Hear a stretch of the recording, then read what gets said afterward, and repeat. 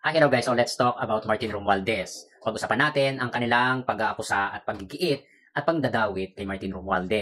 Ang mga aligasyon o ang gross negligence o sabihin na nating plunder laban kay Martin Romualdez ay hindi makakatwiran bilang speaker dahil hindi nga siya direktang sangkot o wala namang mga dokumento o patunay na talagang ito ay involved sa mga pagpapatupad ng mga proyekto o desisyon ng komite. At binigyang diin ito ni Win Gatchalian sa isang panayam niya kay Karen Davila. So ito, panoorin natin. The leader. Okay, so would it be remiss for a leader not to know insertions that are made per district, per agency? Is that the leader's job as well? Leader, you mean the chairperson?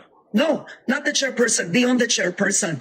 Because what was in question, of course, not already in this Congress, but the chairperson of the Appropriations Committee in the last Congress. So ang tanong ko, is the Senate President of any Congress or the House Speaker responsible for what has been discussed to look into insertions made?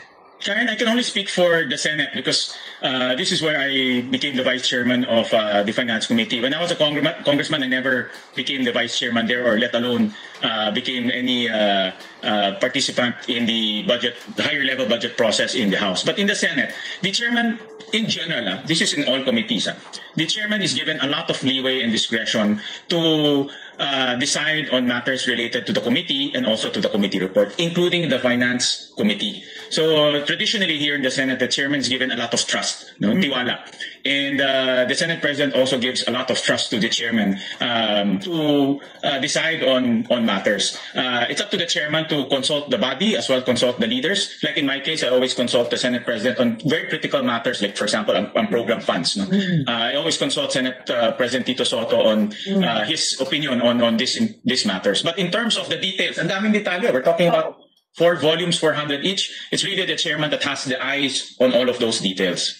So ayan ha, binigyang diin ni Win Gatchalian na ang Senate President ay hindi responsable sa mga desisyon ng komite dahil may tiwala sila sa mga chairman. Si former Senate, Chis Escudero, ang nanguna sa pagperma sa BICAM report. Samantalang si Martin Romualdez naman ay hindi pumerma.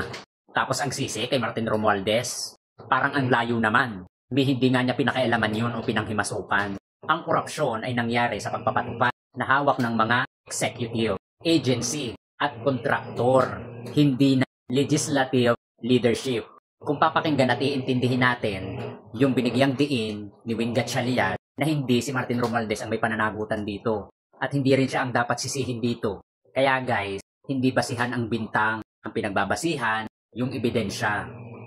Ang tao hindi mo pwedeng husgahan, lalo na kung ang idinadatos dito ay wala namang sapat na basihan. Tingnan nyo, lahat ng nangdadamay kay Martin Romualdez, sila ang may matibay na ebidensya na sila mismo ang involved.